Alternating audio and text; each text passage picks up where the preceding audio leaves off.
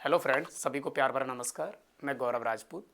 अपन भारत के भूगोल के अंतर्गत आज जो चर्चा करेंगे वो भारत के अब्बा तंत्र पर करेंगे, मतलब भारत की नदियों से संबंधित अपन चर्चा करेंगे। शानदार टॉपिक रहने वाला है।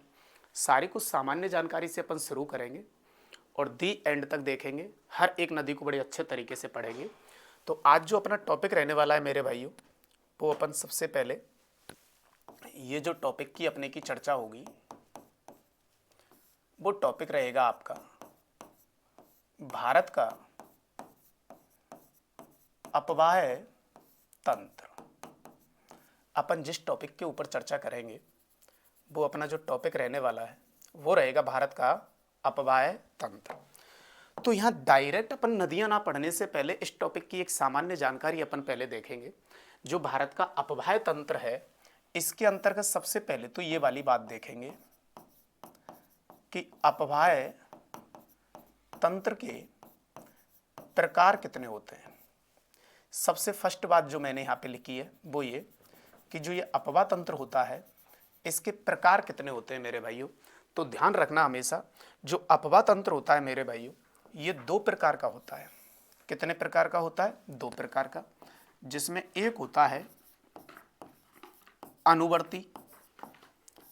अनुवर्ती अपवाह तंत्र। एक कौन सा होता है मेरे भाइयों? अनुवर्ती अपवाह तंत्र। और जो एक होता है उसे भी आप ध्यान रखेंगे, वो होता है अनुवर्ती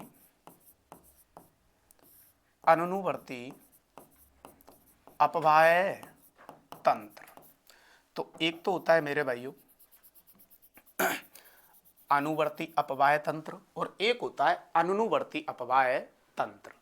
अब यह सबसे पहली बात ये निकल के आती है कि जो अनुवर्ती अपवाह तंत्र होता है वो क्या होता है, अनुवर्ती जो अपवाह तंत्र होता है मेरे भाइयों वो क्या होता है। तो यहाँ पे सबसे पहले ये ध्यान रखेंगे कि जो अनुवर्ती अपवाह तंत्र होता है उसका मीनिंग क्या होता है मेरे भाइयों।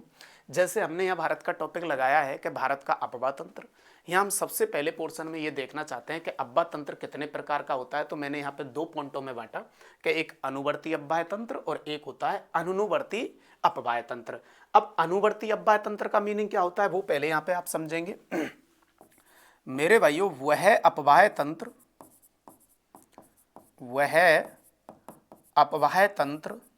जिसमें उच्चावच का निर्माण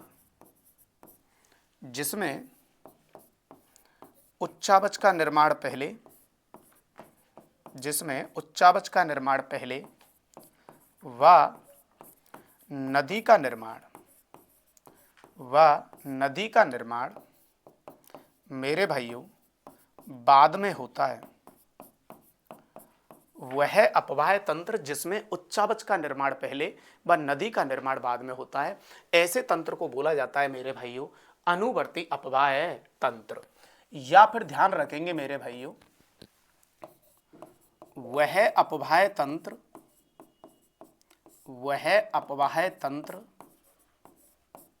जिसमें ढाल के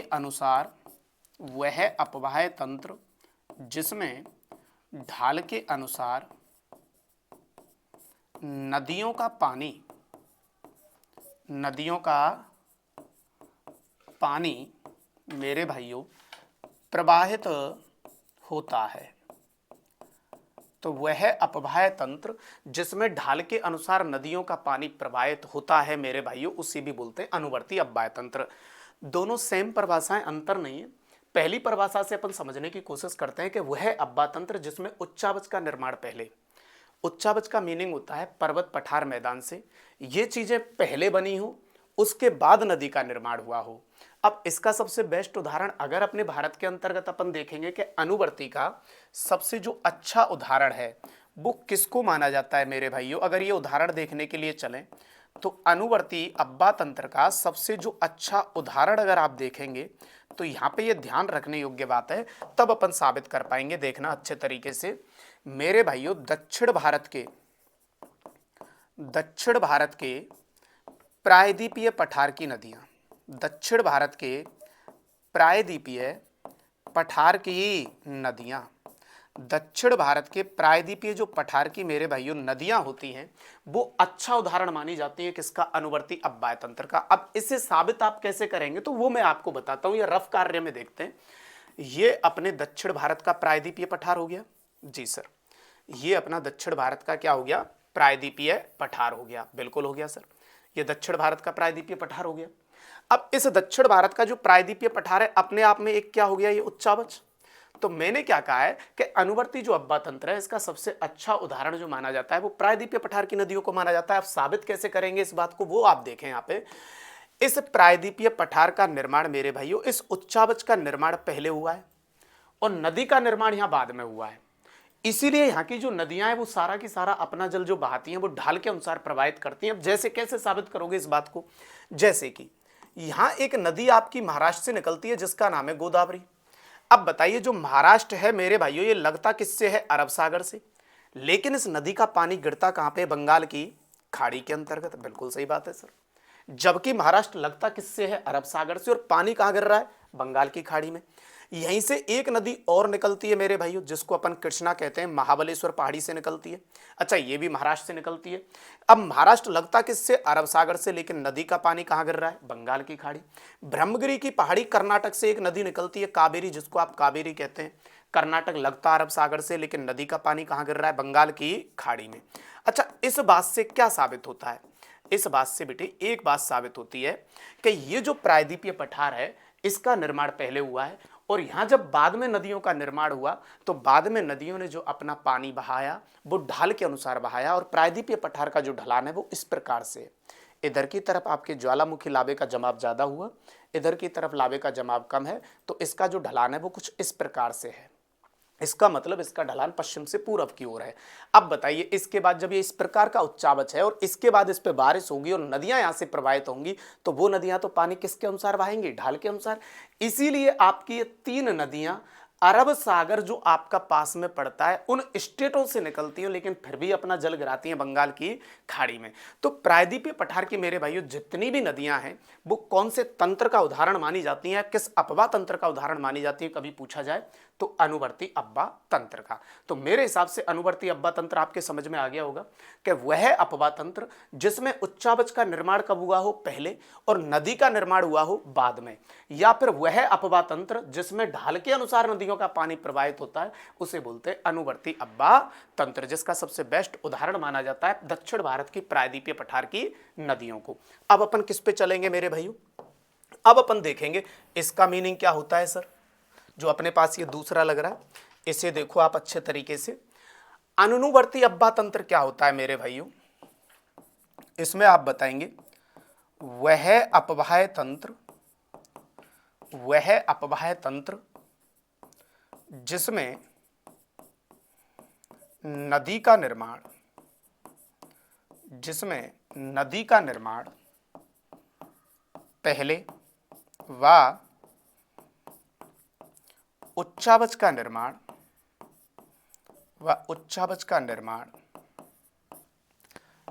बाद में हुआ हो, बाद में हुआ हो, उसे अनुवर्ती, उसे अनुवर्ती अपवाय तंत्र कहा जाता है। ये जस्ट इसके विपरीत है मेरे भाइयों। वह अपवा तंत्र जिसमें नदी का निर्माण पहले हुआ हो और उच्चावच का निर्माण कब हुआ हो? बाद में हुआ हो, ऐसे नदी तंत्र को या ऐसे अब्बा तंत्र को मेरे भाइयों अनुवर्ती अब्बा तंत्र कहा जाता है। अब इसका जो बेस्ट उदाहरण, इसका जो बेस्ट उदाहरण आपकी नदियां मानी जाती हैं। कभी आपसे पूछे कि इसका जो बेस्ट उदाहरण है तो इसका बेस्ट उदाहरण जो नदियां मानी जाती हैं मेरे भाइयों उनमें एक इसका बेस्ट उदाहरण मानी जाने वाली नदी है सिंधु नदी। इसका बेस्ट उदाहरण मानी जाती है मेरे भाइयों सतलज नदी। जी सर। और इसका एक बेस्ट उदाहरण नदियों में लिया जाता है सर ब्रह्मपुत्र नदी। कौन सी नदी? ब्रह्मपुत्र नदी। अब इसे आप कैसे साबित करके बताओगे? तो बहुत अच्छे तरीके से आप यहां पे समझेंगे मेरी बात को। जैसे सर ये अपन ने इस जगह पे राजस्थान का, सॉरी इंडिया का मैप बना लिया, ये मान लो इस प्रकार से। जी सर। और इंडिया का मैप बनाने के बाद इस जगह पे आप देखते हो यहाँ ट्रांसपार या तिब्बत हिमालय के अंतर्गत एक पर्वत पड़ता है जिसको आप कैलाश पर्वत कहते हो तिब्बत के अंतर्गत। और मेरे भाइयों इस जगह पे आप यहाँ पे एक पर्वतमाला विश्व की सबसे ऊंची जो पड़ती है जिसको आप कहते हो हिमालय पर्वतमाला। जी बिल्कुल सर, ये आपकी हिमालय पर्वतमाला। मेरी बात को थोड़ा अच्छे तरीके से आप समझना, हिमालय पर्वतमाला। अब बताइए इस कैलाश पर्वत से हमारी 3 नदियां आती हैं जिनमें एक आपकी सिंधु है। जी बिल्कुल है सर, एक सतलज है और एक ब्रह्मपुत्र है। अब मेरे भाइयों जो तीनों नदियां हैं आपकी जिनमें एक आपकी कौन सी है सिंधु, एक आपकी सतलज है और एक आपकी ब्रह्मपुत्र नदी है। ये जो तीनों नदियां हैं इनके बारे में आप क्या कहोगे? अगर हिमालय इन तीनों नदियों से पहले बन चुका होता तो हम इसके बारे में आज क्या पढ़ते हैं कि ये विश्व की सबसे ऊंची पर्वतमाला है। और मेरे भाइयों बताइए कोई भी नदी अगर ये पहले बन चुका होता तो क्या ये तीनों नदियां इसको अपर्दन करके क्या भारत के अंतर्गत आ सकती थी अगर इसका निर्माण पहले हो चुका होता? तो नहीं, इस हिमालय से भी पहले से प्रवाहित होने वाली तीनों नदियां हैं सिंधु, सतलज और ब्रह्मपुत्र। इसका मतलब इस जगह पे नदी का निर्माण पहले हुआ है और उच्चावच का निर्माण बाद में हुआ है। अब जैसे ये नदियां पहले से बह रही तो हिमालय जैसे जैसे ऊपर उठने की कोशिश किया, लेकिन बारहमासी नदियां होने के कारण इन्होंने अपने मार्ग से इसको ऊपर उठने नहीं दिया। इसीलिए तीनों नदियों के बारे में कहा जाता है कि ये अनुवर्ती अपवाह तंत्र का उदाहरण मानी जाती हैं, जिसमें नदी का निर्माण पहले होता है और उच्चावच का निर्माण बाद में होता है। जबकि प्रायद्वीपीय पठार में क्या हो रहा था, जिसमें उच्चावच का निर्माण पहले हुआ था और नदी का निर्माण बाद में हुआ था। तो ऐसा जो तंत्र होता है मेरे भाइयों उसे बोलते हैं अनुवर्ती अपवाह तंत्र, जिसमें नदी का निर्माण पहले और उच्चावच का निर्माण बाद में। इसीलिए सिंधु नदी जहां से बह रही है, सतलज जहां से बह रही है और ब्रह्मपुत्र आपकी नदी जहां से बह रही है, चाहे हिमालय क्यों ना बना हो इस जगह पे, लेकिन इन्होंने अपना मार्ग परिवर्तित नहीं किया, क्योंकि हिमालय पर्वतमाला जैसे जैसे इनके मार्ग से ऊपर उठने की कोशिश की, बारहमासी नदी होने के कारण इन्होंने उस जगह से ऊपर उठने नहीं दिया हिमालय को, क्योंकि इन्होंने लगातार उसका क्या किया, अपर्दन किया। इसलिए ऐसी नदियां जो किसी उच्चावच से पहले से प्रवाहित हो रही होती हैं वो किस तंत्र का उदाहरण मानी जाती हैं? तो आप कहेंगे अनुवर्ती अपवाह तंत्र का उदाहरण मानी जाती है। तो मेरे हिसाब से आपको ये बात बहुत अच्छे से समझ में आ गई होगी कि जो टॉपिक हम पढ़ रहे थे भारत का अपवाह तंत्र, उसमें सबसे पहले हमने जो अपवाह तंत्र टॉपिक था उस अपवाह तंत्र के प्रकार देखे कि वो कितने प्रकार का होता है। वहां हमें पता चला कि 2 प्रकार का होता है, अनुवर्ती अपवाह तंत्र और अनुवर्ती अपवाह तंत्र। अच्छा, एक बात इसमें और ध्यान रखेंगे मेरे भाइयों मेरे कहने से, जो अनुवर्ती अपवाह तंत्र होता है इस अपवाह तंत्र को पूर्ववर्ती अपवाह तंत्र के नाम से भी जाना जाता है। तो इस अपवाह तंत्र को पूर्ववर्ती अपवाह तंत्र के नाम से भी जाना जाता है। तो दोनों समझ में आ गए होंगे, अनुवर्ती और अनुवर्ती। दोबारा बता देता हूं, अनुवर्ती अपवाह तंत्र का मीनिंग ये होता है ऐसा अपवाह तंत्र जिसमें उच्चावच का निर्माण पहले होता है और नदी का निर्माण बाद में होता है। इस प्रकार के तंत्र को बोला जाता है अनुवर्ती अपवाह तंत्र, जिसका बेस्ट उदाहरण दक्षिण भारत के प्रायद्वीपीय पठार में बहने वाली सभी नदियों को माना जाता है। और एक होता है सर अनुवर्ती अपवाह तंत्र, जिसका मीनिंग होता है वह अपवाह तंत्र जिसमें नदी का निर्माण हुआ हो पहले और उच्चावच का निर्माण हुआ हो बाद में। ऐसे तंत्र को हम बोलते हैं अनुवर्ती अपवाह तंत्र, जिसका बेस्ट उदाहरण सिंधु, सतलज और ब्रह्मपुत्र को माना जाता है। कितना अच्छा क्वेश्चन यहां से हो सकता है। प्रायद्वीपीय पठार की 3 नदी लिख दी जाए और एक नदी इनमें से लिख दी जाए और फिर कहा जाए निम्नलिखित दी गई नदियों में से कौन सी नदी मेरे भाइयों अनुवर्ती अपवाह तंत्र का उदाहरण नहीं है, तो भैया जो इनमें से लिखेगा, चाहे सिंधु लिखे, चाहे सतलज लिखे, ब्रह्मपुत्र लिखे, वही राइट आंसर होगा, क्योंकि ये किसका उदाहरण मानी जाती है, अनुवर्ती अपवाह तंत्र का। अब आगे बढ़ते हैं इसमें मेरे भाइयों, यहां तक बात समझ में आ गई होगी। अब जो आपका ये अनुवर्ती अपवाह तंत्र है मेरे भाइयों, इसे अध्ययन की दृष्टि से इसके पुनः फिर वापस से 4 भागों में से बांटा गया है। कौन से तंत्र को? अनुवर्ती अपवाह तंत्र को। अब सर वो 4 भाग कौन कौन से उन्हें देखेंगे पहले। तो नेक्स्ट पेज पे चलते हैं मेरे भाइयों। अपने पास जो था वो था अनुवर्ती अनुवर्ती अपवाह तंत्र।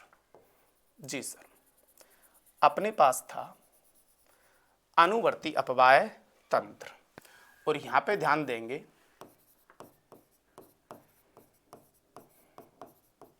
इस अपवाह तंत्र को पुनः इस अपवाह तंत्र को पुनः 4 उपभागों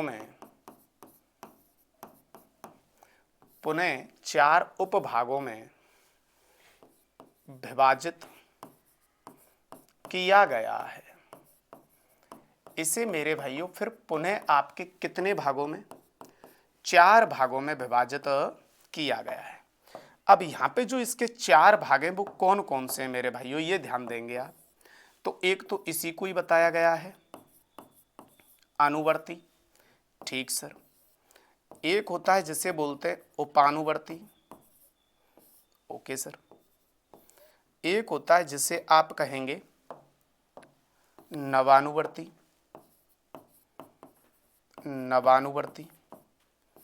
और सर एक इसमें होता है जिसको आप कहेंगे प्रत्यानुवर्ती।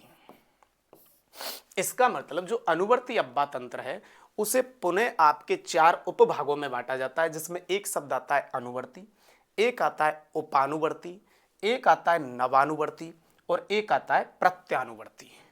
अब सर इनके मीनिंग क्या है ये समझो, काफी अच्छे ये शब्दावली है कि अनुवर्ती क्या है डायरेक्ट आ जाए, उपानुवर्ती क्या है डायरेक्ट आ जाए, नवानुवर्ती या प्रत्यानुवर्ती। तो एक डायग्राम से इसे समझने का प्रयास करते हैं, उसी से आपके एक ही बार में बात समझ में आ जानी चाहिए। मेरे भाइयों, ये कोई मैं मुख्य नदी मान लेता हूं, ये कोई मुख्य नदी अपन मान लेते हैं। ढाल के अनुसार बहने वाली मुख्य नदी को, जो किसके अनुसार बहती है मेरे भाइयों, ढाल के अनुसार बहने वाली जो मुख्य नदी होती है उसे कहा जाता है अनुवर्ती, जैसा कि अपन पीछे देख के आए हैं। जी सर, वह अब्बा तंत्र जिसमें नदी ढाल के अनुसार नदियों का पानी प्रवाहित होता है उसे क्या कहते हैं? अनुवर्ती। तो ढाल के अनुसार बहने वाली जो मुख्य नदी होती है मेरे भाइयों वो क्या कहलाती है? अनुवर्ती। पहली बात तो यहाँ पे जो ये शब्दावली मैंने लिख रखी है आपके लिए, ये जो शब्दावली मैंने यहाँ पे मेंशन की हुई है, जी सर, ये तो हुई सर आपका कौन सा शब्दावली? अनुवर्ती। तो ढाल के अनुसार बहने वाली मुख्य नदी को क्या कहा जाता है? अनुवर्ती। ओके, अब दूसरी बात इसके अंतर्गत मेरे भाइयों, ये मुख्य नदी हो गई आपकी, कैसी नदी हो गई है? मुख्य नदी। ढाल के अनुसार बहने वाली मुख्य नदी को क्या कहा जाता है? अनुवर्ती। अब इसमें मिलने वाली, मेरे भाइयों ध्यान देंगे इस जगह पे, मैं कह रहा हूं कि इसके अंतर्गत मिलने वाली, जैसे ये कोई नदी इसके अंतर्गत मिलने वाली, जी सर। अब इस नदी में अगर ये नदी आकर मिलेगी तो मेरे भाइयों ये इसकी सहायक नदी हुई, बिल्कुल हुई सर। तो इस नदी के अंतर्गत मिलने वाली मेरे भाइयों जो ये नदी रहेगी, या फिर मैं इधर की तरफ से मिला लूं, जी, तो मुख्य नदी में मिलने वाली वह सहायक नदी। अब ये मुख्य नदी में मिलने वाली, ध्यान देंगे आप, मुख्य नदी तो ये हो गई, इस मुख्य नदी में मिलने वाली वह सहायक नदी जिसकी घाटी मुख्य नदी की घाटी में लटकती हुई प्रतीत होती है। इसका मतलब जो मुख्य नदी बह रही है वो अपना पार्श्व अपर्दन जो किनारे वाला करती है, और एक नदी करती है तली अपर्दन। जब ये तली अपर्दन करती है तो घाटियों का निर्माण करती है। तो जो मुख्य नदी होती है उसकी घाटी काफी गहरी होती है, और जो उसमें मिलने वाली जो सहायक नदी है उनकी घाटी कम गहरी होती है। इसीलिए जो सहायक नदी होती है उनका पानी मुख्य नदी के अंतर्गत आके गिरता है। अगर बेटा मुख्य नदी जो है उसकी सहायक नदी की घाटी अगर ज्यादा गहरी होगी और मुख्य नदी की घाटी अगर कम गहरी होगी, तो बताइए फिर पानी तो उसमें ही चला जाएगा ना, सहायक नदी की घाटी में। इसलिए मुख्य नदी की घाटी में आपकी जो सहायक नदी का जो पानी गिरता है और उसकी घाटी उस मुख्य नदी की घाटी में जो लटकती हुई प्रतीत होती है मेरे भाइयों, उसको बोलते हैं उपानुवर्ती। क्या बोलते हैं? उपानुवर्ती। वहां मेरे पास एक शब्द आया था, ये मैं रेड पेन से लिख लेता हूं इस जगह पे, वहां एक शब्द आया था अनुवर्ती। तो ये तो हुआ अपना अनुवर्ती मेरे भाइयों। जी सर, ये नदी तो अपन ने कही, कौन सी नदी? अनुवर्ती। ओके, चलो मैं इसे अंडरलाइन कर देता हूं थोड़ा, ये अनुवर्ती हो गया। और मुख्य नदी की घाटी में वह सहायक नदी जिसकी घाटी लटकती हुई प्रतीत होती है उसे बोलते हैं क्या? उपानुवर्ती। तो ये कौन सी नदी हुई मेरे भाइयों? उपानुवर्ती। जी सर। अब अगली बात सुनेंगे बड़े अच्छे तरीके से। बताइए सर, अगली बात सर ये है, हमने यहाँ दो शब्द देख लिए हैं, एक अनुवर्ती और एक उपानुवर्ती। अनुवर्ती को मैं वापस से समझा देता हूँ। वह मुख्य नदी जिसका पानी ढाल के अनुसार प्रवाहित होता है उसे क्या कहा जाता है? अनुवर्ती। और मुख्य नदी की घाटी में मिलने वाली वह सहायक नदी जिसकी घाटी लटकती हुई प्रतीत होती है मेरे भाइयों, उसे क्या कहा जाता है? उपानुवर्ती। अब हम देखेंगे नवानुवर्ती। तो ध्यान देना मेरे भाइयों, ये नदी मेरे भाइयों, अब बताइए मेरे पास, ये तो मुख्य नदी हुई मेरी, और ये मुख्य नदी की कैसी हुई? सहायक नदी हुई। और ये मुख्य नदी की सहायक नहीं है, ये मुख्य नदी की उपसहायक नदी हुई। अब परिभाषा कैसे तैयार करोगे नवानुवर्ती बताने के लिए? मुख्य नदी की वह उपसहायक नदी जो मुख्य नदी की दिशा से आती हुई प्रतीत होती है। मुख्य नदी की वह उपसहायक नदी जो मुख्य नदी की दिशा से आती हुई प्रतीत होती है बेटा, उसे बोलते हैं नवानुवर्ती। क्या बोलते हैं? नवानुवर्ती। अच्छा, फिर एक शब्द और देखो मेरे भाइयों, ये एक नदी में इस प्रकार से निकाल रहा हूं। जी सर, इसका मीनिंग क्या रहेगा? मुख्य नदी की वह उपसहायक नदी, बिल्कुल सर उपसहायक नदी है। तो मुख्य नदी की वह उपसहायक नदी जो मुख्य नदी की विपरीत दिशा से आती हुई प्रतीत होती है सर, उसे बोलते हैं प्रत्यानुवर्ती। तो गजब के ये चार शब्द हैं, इनको आप जरूर याद रखेंगे मेरे भाइयों मेरे कहने से। अनुवर्ती हो गया अपना, उपानुवर्ती हो गया, और ये कौन सा शब्दावली हमें मिला भैया? नवानुवर्ती। ये शब्दावली जो हमें मिला वो मिला नवानुवर्ती। नवानुवर्ती शब्द मिला। जी सर। और एक हमें शब्द मिला यहां पे प्रत्यानुवर्ती। कौन सा शब्द मिला? प्रत्यानुवर्ती। वापस से देख लो, मैं वापस से बता देता हूं। अनुवर्ती किसे कहते हैं मेरे भाइयों? ये एक नंबर वाला शब्द अपने पास हुआ। जी सर। दूसरे पे अपने पास लगा हुआ है उपानुवर्ती। बिल्कुल है सर। ये भी आपकी कौन सी नदी होगी इधर से मिलने वाली भैया? उपानुवर्ती। ये भी उपानुवर्ती रहेगी। जी सर। और तीसरा शब्दावली रहा अपना नवानुवर्ती, और चौथा शब्दावली रहा प्रत्यानुवर्ती। ढाल के अनुसार बहने वाली मुख्य नदी को क्या कहा जाता है मेरे भाइयों? अनुवर्ती। मुख्य नदी की वह सहायक नदी जिसकी घाटी मुख्य नदी की घाटी में लटकती हुई प्रतीत होती है उसे बोलते हैं उपानुवर्ती। और मुख्य नदी की वह उपसहायक नदी जो मुख्य नदी की दिशा से आती हुई प्रतीत होती है उसे बोलते हैं नवानुवर्ती। और मुख्य नदी की वह उपसहायक नदी जो मुख्य नदी की विपरीत दिशा से आती हुई प्रतीत होती है उसे बोलते हैं प्रत्यानुवर्ती। तो इन्हें थोड़ा सा डेफिनेशन के अंतर्गत अपन लिख लेते हैं। सबसे पहले अनुवर्ती, कौन सा शब्द यहां पे लिखेंगे अपन? सबसे पहले अनुवर्ती।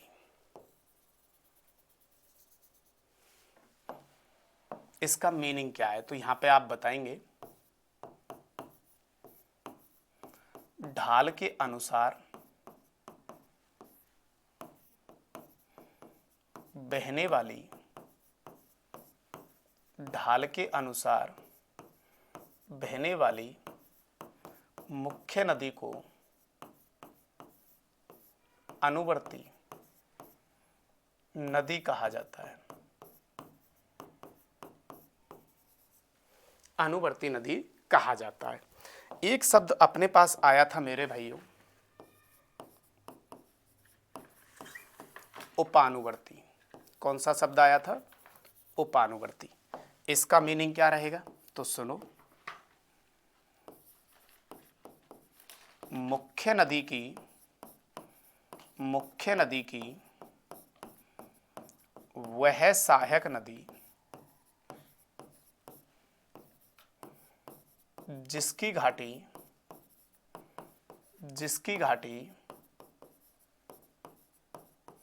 मुख्य नदी की घाटी में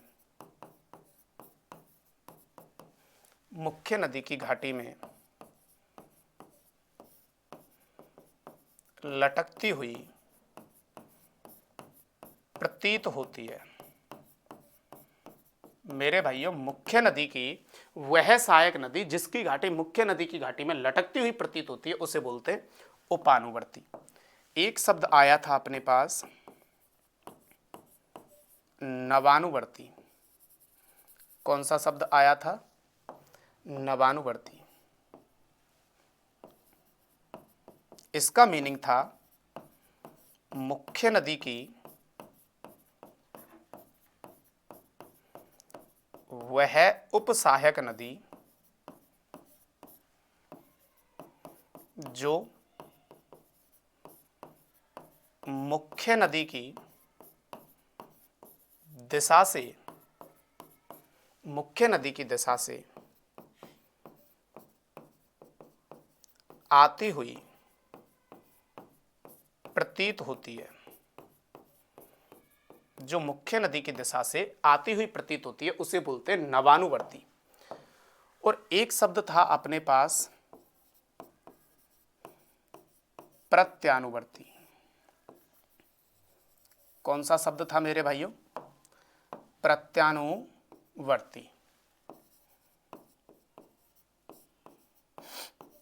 मुख्य नदी की वह सहायक नदी, मुख्य नदी की सहायक नहीं मेरे भाइयों, कैसी रहेगी बेटा? उपसहायक। मुख्य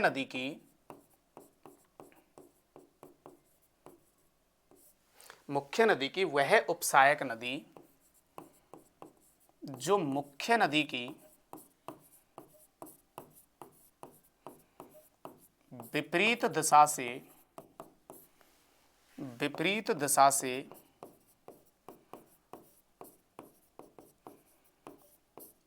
आती हुई प्रतीत होती है मेरे भाइयों, उसे कहा जाता है प्रत्यानुवर्ती नदी। तो ये जो डायग्राम था इसमें ये सब कुछ लिखा हुआ है मेरे भाइयों, कहीं आपको रटने की जरूरत नहीं है। ढाल के अनुसार बहने वाली मुख्य नदी को तो क्या कहा जाता है? अनुवर्ती। और मुख्य नदी में मिलने वाली ये कैसी? सहायक नदी। तो ये मुख्य नदी में मिलने वाली कैसी हुई? सहायक नदी मेरे भाइयों, जिसकी घाटी मुख्य नदी की घाटी में कैसी? लटकती हुई प्रतीत होती है। चाहे भले इसे मान लो कि मुख्य नदी में मिलने वाली वह सहायक नदी जिसमें सहायक नदी की घाटी मुख्य नदी की घाटी में लटकती हुई प्रतीत होती है, उसे क्या बोलते हैं? उपानुवर्ती। और मुख्य नदी की वह उपसहायक नदी, भाई ये कैसी सहायक नदी रहेगी? बिल्कुल सर, तो ये आपकी रहेगी उपसहायक नदी। भाई किसकी उपसहायक नदी? मुख्य नदी की उपसहायक नदी जो मुख्य नदी की दिशा से आती हुई प्रतीत होती है, नवानुवर्ती। और मुख्य नदी की ये भी कैसी रहेगी? उपसहायक नदी। बिल्कुल सर, उपसहायक नदी जो मुख्य नदी की विपरीत दिशा से आती हुई प्रतीत होती है उसे क्या कहा जाता है?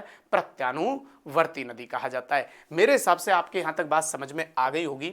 अब आगे चलते हैं मेरे भाइयों और आगे देखते हैं अगला जो अपने पास पॉइंट आएगा। ये फर्स्ट पॉइंट रहा अपना अपवाह तंत्र के प्रकार।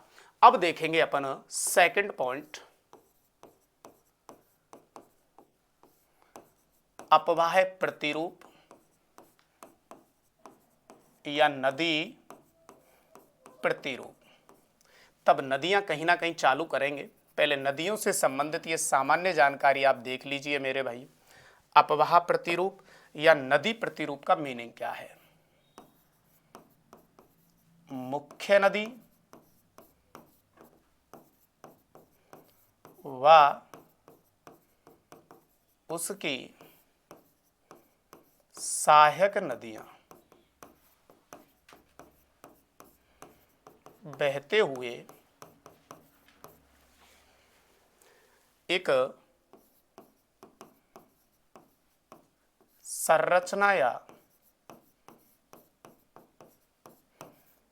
प्रतिरूप का निर्माण करती हैं,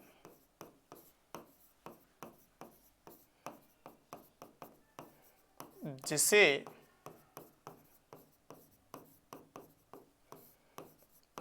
अपवाह प्रतिरूप या नदी प्रतिरूप कहा जाता है। तो मेरे भाइयों, मुख्य नदी व उसकी सहायक नदियां बहते हुए जिस संरचना का निर्माण करती हैं मेरे भाइयों, वो कहलाता है अपवाह प्रतिरूप या नदी प्रतिरूप। अब सर इसके जो अपवाह प्रतिरूप है, अपवाह प्रतिरूप के प्रकार, तो जो अपवाह प्रतिरूप हैं इसके जो प्रकार आते हैं मेरे भाइयों, इसमें सबसे पहले अपन पढ़ने वाले हैं जिसे आप कहेंगे दुर्माकृतिक या वृक्षानुमा प्रतिरूप। दुर्माकृतिक या वृक्षानुमा प्रतिरूप। एक अपन पढ़ेंगे जिसको अपन बोलेंगे जालीनुमा प्रतिरूप। एक अपन पढ़ेंगे जिसको अपन कहेंगे इसमें अपकेंद्रीय नदी प्रतिरूप।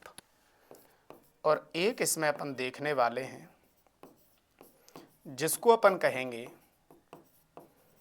अभिकेंद्रीय नदी प्रतिरूप। और एक इसमें प्रतिरूप बनता है जिसको कहा जाता है समानांतर प्रतिरूप। तो यहां से एक क्वेश्चन ये भी बड़ा अच्छा आता है कि भारत के अंतर्गत जो अपवाह प्रतिरूप बनते हैं उनमें भारत के अंतर्गत सर्वाधिक कौन सा प्रतिरूप पाया जाता है। तो इसमें अपन देखेंगे भारत में सबसे ज्यादा जो आपकी नदियां हैं वो कौन से प्रतिरूप का निर्माण करती हैं, तो दुर्माकृतिक या वृक्षानुमा प्रतिरूप का। अब होते क्या है ये प्रतिरूप, दुर्माकृतिक या वृक्षानुमा कैसे बनता है, जालीनुमा कैसे बनता है, अपकेंद्रीय कैसे बनता है, अभिकेंद्रीय कैसे बनता है और समानांतर, और इनके बेस्ट उदाहरण देखने के लिए कहाँ मिलेंगे। तो अपन इनमें से सबसे पहले किसको उठाते हैं, दुर्माकृतिक या वृक्षानुमा प्रतिरूप। तो इनमें से जो अपने पास सबसे पहले आएगा वो है दुर्माकृतिक या वृक्षानुमा प्रतिरूप। दुर्माकृतिक या वृक्षानुमा प्रतिरूप। तो सबसे पहले तो मेरे भाइयों आराम से आप इसकी संरचना देखो, दुर्माकृतिक या वृक्षानुमा प्रतिरूप बनता कैसे है। जैसे ये मैंने मान ली मेरे भाइयों मुख्य नदी, जी सर, ये अपनी कौन सी नदी हो गई, मुख्य नदी, जिसका पानी कुछ इस प्रकार से बह रहा है, ठीक सर। अब ध्यान देंगे मेरी बात पे, ये अपनी मुख्य नदी हो गई। मुख्य नदी में मिलने वाली वह सहायक नदियां जो मुख्य नदी की दिशा में मिलती हुई प्रतीत होती हैं, जैसे ये मुख्य नदी हो गई, उसी की दिशा में मिलती हुई उसमें प्रतीत होनी चाहिए। ऐसे नहीं कि मुख्य नदी में आके समकोण पर मिल रही हो, नहीं, वह मुख्य नदी जिसकी मिलने वाली जो सहायक नदियां हैं उस मुख्य नदी की डायरेक्शन में ही मिलती हुई अगर प्रतीत होती हैं तो वो बनने वाला प्रतिरूप क्या कहलाता है, दुर्माकृतिक कहलाता है या वृक्षानुमा। जैसे वृक्ष की शाखाएं होती हैं उसी प्रकार से वृक्ष ऐसे होता है, शाखा ऐसे समकोण पे तो होती नहीं है, कोई शाखा ऐसे निकल रही है, कोई ऐसे निकल रही है, कोई ऐसे। तो मुख्य नदी में मिलने वाली वह सहायक नदियां जो मुख्य नदी की दिशा में मिलती हुई प्रतीत होती हैं मेरे भाइयों, उसे कहा जाता है दुर्माकृतिक या वृक्षानुमा प्रतिरूप। जैसे ये इस प्रकार से मिल गई, अब बताइए मैंने कहीं समकोण पे तो ये मिला ही नहीं है, बिल्कुल सर। जैसे यहां से कोई ये नदी इस प्रकार से मिलती हुई प्रतीत हो रही है, जी सर बिल्कुल, इस प्रकार से मिलती हुई प्रतीत हो रही है। जैसे ये कोई नदी इस प्रकार से मिल रही है, जी सर। और जैसे यहाँ पे इधर की तरफ से भी देख लेते हैं, जैसे ये कोई नदी इस प्रकार से मिल रही है, समकोण पे नहीं मिलानी है, उसकी दिशा में मिलती हुई, मुख्य नदी की दिशा में मिलती हुई प्रतीत होनी चाहिए मेरे भाइयों। तो ऐसा जो नदी प्रतिरूप बनेगा आपका वो कहलाएगा क्या, दुर्माकृतिक। क्या कहलाएगा, दुर्माकृतिक। तो यहाँ पे सबसे पहली बात तो ये कौन सी नदी हो गई, आपकी मुख्य नदी हो गई। इसमें मिलने वाली मेरे भाइयों ये क्या हो गई, आपकी सहायक नदी, और मुख्य नदी की दिशा में ही मिलती हुई प्रतीत होनी चाहिए। तो ऐसा जो प्रतिरूप बनता है मेरे भाइयों उसे बोला जाता है दुर्माकृतिक या वृक्षानुमा प्रतिरूप। तो यहां पे इसकी परिभाषा लिखते हैं पहले तो, इसका अर्थ क्या होता है मेरे भाइयों, वह मुख्य नदी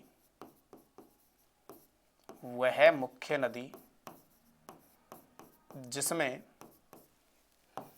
मिलने वाली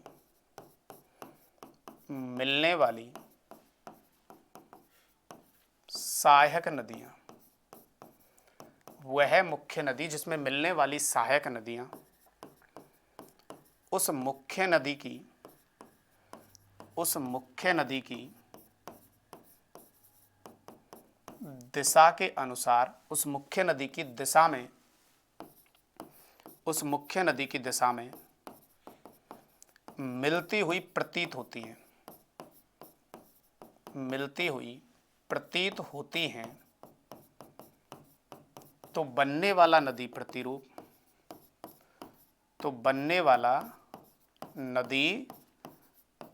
प्रतिरूप ध्यान रखेंगे मेरे भाइयों, दुर्माकृतिक नदी प्रतिरूप कहलाता है। दुर्माकृतिक नदी प्रतिरूप कहलाता है। Okay sir. अब अगली बात इसमें क्या ध्यान रखनी है आपको? अगली बात ये ध्यान रखनी है मेरे कहने से, भारत में सर्वाधिक नदियां दुर्माकृतिक नदी प्रतिरूप का निर्माण करती हैं। अब मेरे भाइयों एक बात ये और ध्यान रखनी है मेरे कहने से कि दुर्माकृतिक नदी प्रतिरूप का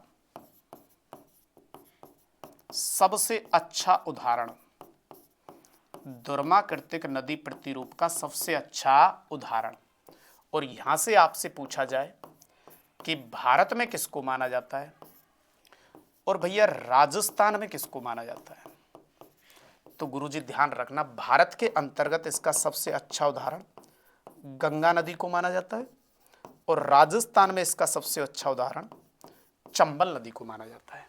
तो ये कौन सा प्रतिरूप हुआ अपना? दुर्माकृतिक या वृक्षानुमा प्रतिरूप। इसके बाद अपने पास एक प्रतिरूप था सेकंड, जिसका नाम था जालीनुमा प्रतिरूप। कौन सा था मेरे भाइयों? जालीनुमा प्रतिरूप। ये क्या होता है इसे भी बड़े अच्छे तरीके से आप देखेंगे मेरे भाइयों। मान के चलो ये कोई मुख्य नदी हो गई। जी सर, ये कैसी नदी हो गई अपनी? मुख्य नदी। और मुख्य नदी में मिलने वाली कैसी नदियां? सहायक नदी। जी सर, तो मुख्य नदी में मिलने वाली जैसे ये कोई सहायक नदी हो गई। ओके सर, तो मुख्य नदी में मिलने वाली सहायक नदी। अब की बार मिलाने का जो मेरा तरीका है वो गौर से देखें आप, बिल्कुल मैंने समकोण पे मिलाया है नदियों को, बिल्कुल ठीक सर। तो मुख्य नदी में मिलने वाली सहायक नदी, ठीक है सर, ये आपकी मुख्य नदी में मिलने वाली कैसी नदियां हो गई? सहायक नदी। अब मेरे भाइयों इन नदियों में भी मिलने वाली जो सहायक नदियां हैं, इनमें मिलने वाली ये कैसी नदियां? उपसहायक नदी। कैसी नदियां हो गई? उपसहायक नदियां हो गई, ठीक है सर। तो इनमें मिलने वाली ये कैसी नदियां? उपसहायक नदियां हो गई। जी सर, बिल्कुल हो गई। तो मुख्य नदी प्लस सहायक नदी और प्लस उपसहायक नदियां जो आप यहां पे देख पा रहे हैं, बिल्कुल सर। तो मुख्य नदी, उसकी सहायक नदी और उसकी भी फिर मुख्य नदी की उप सहायक नदी। अच्छा, इसमें अगर आप गौर फरमा रहे हो तो एक बात सब में कॉमन नजर आ रही है, और वो बात क्या है पता है? कि एक दूसरों को ये नदियां जब मिल रही हैं एक दूसरे, तो उस समकोण पे मिल रही हैं। किस पे मिल रही हैं? समकोण पे। और ऐसा जो प्रतिरूप बनता है मेरे भाइयों, उसको बोलते हैं क्या? जालीनुमा प्रतिरूप। जाली सी नजर आ रही है आपको, है? हाँ। तो ये कौन सी नदी हुई? मुख्य नदी, बिल्कुल सर। और ये मुख्य नदी की कैसी हो गई? सहायक नदी। कैसी हो गई? सहायक नदी, बिल्कुल सर। और ये आपकी इसमें मिलने वाली कैसी हो गई? उप सहायक नदी। लेकिन आप कहीं पे भी देखिए मेरे भाइयों, जैसे यहां मिल रही हैं तो किस पे मिल रही हैं? समकोण पे, बिल्कुल मिल रही हैं सर। जैसे ये मिल रही है, मान लो ये यहां पे मिल रही है, तो ये किस प्रकार से मिल रही है? समकोण पे मिल रही है। तो मेरे भाइयों ऐसा जो प्रतिरूप होता है उसे कहते हैं जालीनुमा प्रतिरूप। क्या परिभाषा बनेगी? मुख्य नदी व उसकी सहायक नदियां एवं उप सहायक नदियां जब एक दूसरे से समकोण पर मिलती हैं तो जो प्रतिरूप का निर्माण होता है उसे बोलते हैं जालीनुमा प्रतिरूप। तो भैया इसका अर्थ क्या होता है? तो अर्थ आप कहेंगे मुख्य नदी व उसकी सहायक नदी एवं मुख्य नदी में मिलने वाली उप सहायक नदी जब एक दूसरे से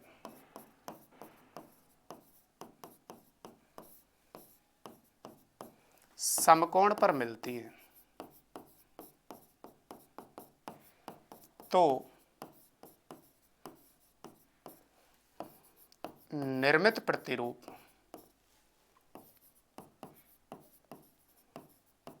जालीनुमा प्रतिरूप कहलाता है। जालीनुमा प्रतिरूप कहलाता है। अब आपसे ये पूछा जाए सबसे अच्छा उदाहरण जालीनुमा प्रतिरूप का, सबसे अच्छा उदाहरण, तो ध्यान रखेंगे इसका सबसे अच्छा उदाहरण मिलता है आपको पूर्वांचल हिमालय में बहने वाली, जैसे कौन सी नदी? पूर्वांचल हिमालय में बहने वाली आपकी ब्रह्मपुत्र नदी एवं उसकी सहायक नदियां इस प्रकार के आपके प्रतिरूप का निर्माण करती हैं, जिसे कहते हैं जालीनुमा प्रतिरूप। इसके बाद मेरे भाइयों अपने पास जो प्रतिरूप थे अपन ने दो देख लिए, अपने पास अगला जो प्रतिरूप था वो था अपकेंद्रीय नदी प्रतिरूप और एक था अभिकेंद्रीय नदी प्रतिरूप। अब चलते हैं अपन अपकेंद्रीय नदी प्रतिरूप। तो मेरे भाइयों जो तीसरा प्रतिरूप है अपने पास, जिसको मैं कह रहा हूं अपकेंद्रीय नदी प्रतिरूप, इसको आप ध्यान देंगे इस जगह पे। सबसे पहले इसका मीनिंग क्या होता है ये देख लो।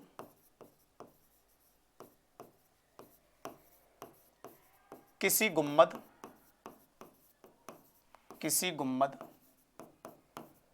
या पहाड़ी क्षेत्र के चारों ओर नदियों के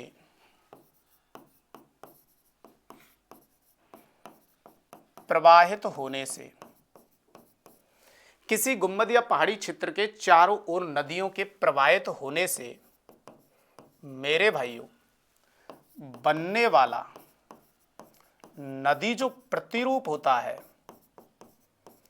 उसे अपन क्या कहेंगे? अपकेंद्रीय नदी प्रतिरूप। और भैया इसका सबसे अच्छा जो उदाहरण रहेगा आपका, वो ध्यान रहे आपको मैकाल पर्वत माना जाता है। क्या माना जाता है इसका सबसे अच्छा उदाहरण? मैकाल पर्वत। वो कैसे माना जाएगा अभी देखते हैं। किसी गुम्बद या पहाड़ी क्षेत्र के, जैसे कोई गुम्बद या पहाड़ी क्षेत्र हो गया, इसके चारों ओर नदियों के बहने से जो प्रतिरूप बनता है, जैसे इसके आपके इस मेन पॉइंट से, टॉप पॉइंट से एक नदी इधर की तरफ निकल गई, एक इधर निकल गई, एक इधर निकल गई, एक इधर निकल गई। इसका मतलब कम से कम मेरे भाइयों 3 नदियां तो इस गुम्बद या उच्चावच से जानी चाहिए, तब आपका जो प्रतिरूप बनता है उसे कहते हैं अपकेंद्रीय नदी प्रतिरूप। तो इसका जो बेस्ट उदाहरण माना जाता है मेरे भाइयों, वो अपन मान रहे हैं किसको? मैकाल पर्वत को। तो इसका जो बेस्ट उदाहरण माना जाता है वो आपका मैकाल पर्वत माना जाता है। मैकाल पर्वत की ये टॉप ऊंची चोटी है, जो इसका बेस्ट उदाहरण आप कह सकते हैं, जिसको बोलते हैं अपन अमरकंटक। कौन सी चोटी? अमरकंटक चोटी। अब ये कैसे बात आप साबित करोगे मेरे भाइयों कि इसका ये बेस्ट उदाहरण है? तो वो देखिए, जैसे इस अमरकंटक चोटी से एक नदी इधर की तरफ निकल के जाती है, जो गंगा की सहायक होती है, जिसे सोन नदी कहते हैं। इस अमरकंटक चोटी से एक नदी इधर की तरफ आती है मेरे भाइयों, जिसको आप महानदी कहते हैं, उड़ीसा का शोक कहलाती है। एक इस अमरकंटक चोटी से खंबात की खाड़ी में गिरने वाली नर्मदा नदी, जो भ्रंश घाटी में बहती है। और एक इससे इधर की तरफ दक्षिण की ओर एक नदी और निकल के आती है इस चोटी से, जो गोदावरी की सहायक है, जिसे इंद्रावती नदी अपन कहते हैं। तो मेरे भाइयों इससे ये 4 नदियां निकल के आती हैं, जिसमें ये एक नदी जिसको मैंने कहा है महानदी, कौन सी नदी, महानदी सर, ओके। ये जो है मेरे भाइयों इसको अपन ने कहा सोन नदी, जो गंगा की सहायक है ये सोन नदी हो गई, जी सर। और ये जो नदी रही मेरे भाइयों इसको अपन ने कहा इंद्रावती नदी, कौन सी नदी, इंद्रावती नदी हो गई, जी सर। और एक ये मेरे भाइयों जिसको अपन ने कहा नर्मदा नदी। तो ये जो मैकाल पर्वत है ये भारत के अंतर्गत बनाता है मेरे भाइयों कौन सा नदी प्रतिरूप, अपकेंद्रीय नदी प्रतिरूप। तो किसी गुम्बद या उच्चावच के चारों ओर से जब नदियां निकलें तो वो बनने वाला प्रतिरूप कहलाता है अपकेंद्रीय नदी प्रतिरूप।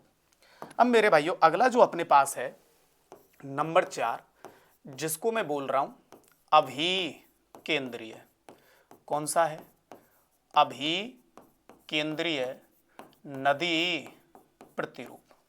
तो अपने जो आगे की तरफ अगला प्रतिरूप आ रहा है मेरे भाइयों उसको अपन कहेंगे अभिकेंद्रीय नदी प्रतिरूप। इसका मीनिंग क्या है, सबसे पहले ये देख लो, अर्थ क्या है।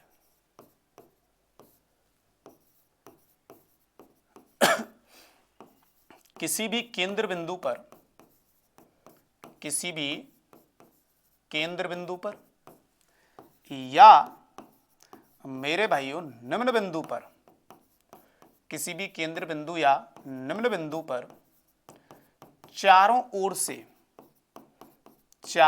से आकर नदियों का मिलना, चारों ओर से आकर नदियों का मिलना मेरे भाइयों कौन सा प्रतिरूप बनाता है, अभिकेंद्रीय नदी प्रतिरूप बनाता है। इसका सबसे अच्छा जो उदाहरण माना जाता है मेरे भाइयों पूरे भारत में वो आपकी इस झील को माना जाता है जिसको अपन बोलते हैं सांभर झील। कौन सी झील को उदाहरण माना जाता है, सांभर झील को। मैं समझाता हूं इस बात को अच्छे तरीके से बेटा। देखिए हम इससे पहले पढ़ रहे थे अपकेंद्रीय नदी प्रतिरूप, जिसमें क्या था, ये मार्कर आप देख रहे होंगे मेरे हाथ में, जिसमें क्या था, ये मार्कर देखो अब नहीं दिख रहा आपको ऊपर की तरफ, मान के चलो ये कोई उच्चावच या पहाड़ी क्षेत्र हुआ, ठीक सर। इसके उच्चावच के आपके यहां इस बिंदु से मान के चलो एक नदी इधर की तरफ निकली, एक इधर, एक इधर, एक इधर। तो जब किसी एक केंद्र बिंदु से 4 तरफ नदियां निकलें या 3 तरफ नदियां निकलें तो वो प्रतिरूप जो बनता है उसे तो बोलते हैं अपकेंद्रीय।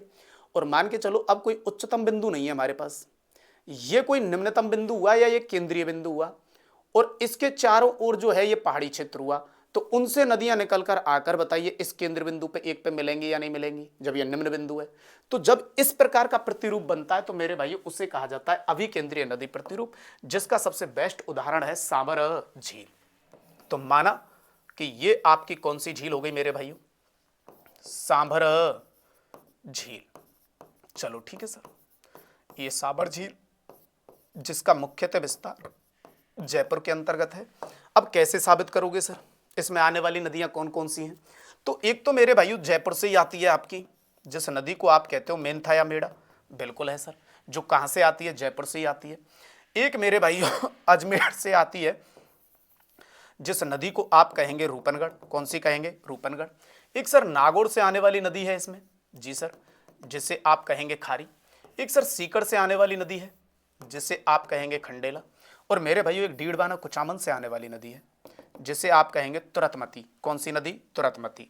अब बताइए ये सब नदियां कहां आके गिर रही हैं, आपकी सांभर झील के अंतर्गत आके गिर रही हैं, बिल्कुल सर। तो ये जो नदी है जो इसमें आती है जयपुर के अंतर्गत से, इसको बोलते हैं मेंथा या मेड़ा, मेंथा या मेड़ा नदी। तो एक तो इसमें ये आके गिरती है नदी, जी सर। अच्छा एक और इधर से जो मैं कह रहा था अजमेर से आने वाली उस नदी का नाम है रूपनगढ़ नदी। कौन सी नदी है सर, रूपनगढ़ नदी, ओके सर। एक डीडवाना कुचामन से आने वाली जो नदी है सर उसको मैंने बोला तुरतमती, उसको मैंने क्या बोला भैया, तुरतमती नदी, तुरतमती नदी, ये तुरतमती नदी हो गई सर, ठीक सर। और मेरे भाइयों एक जो इधर से आने वाली थी नागौर से, इसको अपन ने कहा खारी नदी। कौन सी नदी कहा, खारी नदी। और एक मेरे भाइयों जो सीकर से आने वाली नदी है जिसको मैंने बोला है खंडेला नदी। कौन सी नदी बोला है, खंडेला नदी। तो इस प्रकार से जब किसी एक केंद्र बिंदु पर आकर मेरे भाइयों ये नदियां मिलेंगी तो ऐसा जो नदी प्रतिरूप बनेगा बेटा उसे बोला जाता है क्या, अभिकेंद्रीय। कौन सा नदी प्रतिरूप बनेगा, ये अभिकेंद्रीय, ओके सर। एक हमारे पास इसके अलावा एक प्रतिरूप और था मेरे भाइयों, नंबर 5, जिसको हमने कहा था समानांतर, समानांतर नदी प्रतिरूप, समानांतर नदी प्रतिरूप। ये कैसे बनेगा सर? तो सबसे पहले इसका अर्थ देखें आप। मेरे भाइयों, जब दो भ्रंश घाटियां, जब दो भ्रंश घाटियां एक दूसरे के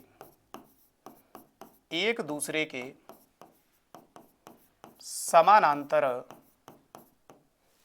जब दो भ्रंश घाटियां एक दूसरे के समानांतर होती हैं तो उनसे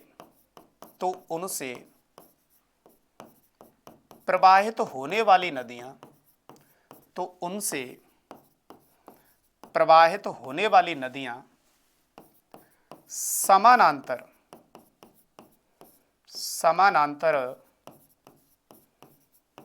नदी प्रतिरूप का निर्माण करती हैं। अब सर इसका सबसे बेस्ट उदाहरण किसको माना जाएगा? तो मेरे भाइयों, इसका सबसे अच्छा जो उदाहरण माना जाता है भारत में, वो आपकी नर्मदा व कौन सी नदी को माना जाता है सर? ताप्ती नदी को। नर्मदा व ताप्ती नदी को इसका बेस्ट उदाहरण माना जाता है। अच्छा, ये बात यहां पे अपन लागू करते हैं मेरे भाइयों। आइए, एक आपकी ये पर्वतमाला जिसको आप कहेंगे विंध्याचल पर्वतमाला, जी सर, ये विंध्याचल पर्वतमाला। एक सर आपकी ये पर्वतमाला जिसको आप कहते हैं सतपुड़ा पर्वतमाला, जी सर। और सर एक ये पर्वतमाला जिसमें अजंता व सतमाला, अजंता व सतमाला पर्वतमाला। तो यहाँ पे जो मैंने ये पर्वतमाला दर्शाई है, जिनमें इसको मैं बोल रहा हूँ विंध्याचल पर्वतमाला, और सर ये अपनी हुई जिसको आप कह रहे हो सतपुड़ा पर्वतमाला, और ये हुई आपकी अजंता पर्वतमाला, और ये सतमाला। अब सर इनके मध्य से जो बहने वाली नदियां हैं, अब बताइए, जब ये समानांतर आपकी पर्वत श्रेणियां हैं तो इनके मध्य से बहने वाली जो भ्रंश घाटियों से आपकी ये दो नदियां हैं, वो भी तो समानांतर रूप में बहेंगी, बिल्कुल बहेंगी सर। तो यहां से जो ये नदी आप देख रहे हो मेरे भाइयों, इसका नाम तो है सर नर्मदा, और अगली जो नदी आप ये देख रहे हो सर, इसका नाम है मेरे भाइयों ताप्ती। कौन सी नदी है? ताप्ती। और ये दोनों नदियां मेरे भाइयों वो नदियां हैं जो दोनों मिलकर एक प्रतिरूप का निर्माण करती हैं, जो पैरेलल बहती हैं मेरे भाइयों। इसलिए इस प्रतिरूप को हम बोलते हैं, जो इस प्रकार से बनता है उसे बोलते हैं समानांतर प्रतिरूप। तो इसमें ये नदी तो मेरे भाइयों आपकी कौन सी हुई? नर्मदा नदी। और ये नदी आपकी कौन सी हुई? ताप्ती नदी। तो यहां अभी अपन ने अपवाह तंत्र भारत का स्टार्ट करने से पहले अपन ने दो बातों पे चर्चा की है केवल। एक तो अपवाह तंत्र के प्रकार कितने होते हैं, तो वहां पे अपन ने देखा एक अनुवर्ती होता है, एक अनुवर्ती होता है। अनुवर्ती वापस से 4 पॉइंटों में बटा, अनुवर्ती, उपानुवर्ती, नवानुवर्ती और प्रत्यानुवर्ती। और एक अपन ने देखा था मेरे भाइयों के नदियों के द्वारा जो प्रतिरूप बनाए जाते हैं, जिसे अपन अपवाह प्रतिरूप या नदी प्रतिरूप कहते हैं, वो अपन ने 5 पॉइंटों में बांटे, जिनमें एक था वृक्षानुमा या दुर्माकृतिक प्रतिरूप, एक था जालीनुमा, एक अपकेंद्रीय, एक अभिकेंद्रीय और एक था समानांतर प्रतिरूप। तो इस वीडियो के अंतर्गत इतना ही, बाकी नेक्स्ट वीडियो में देखते हैं। तब तक के लिए धन्यवाद, थैंक यू, नमस्कार।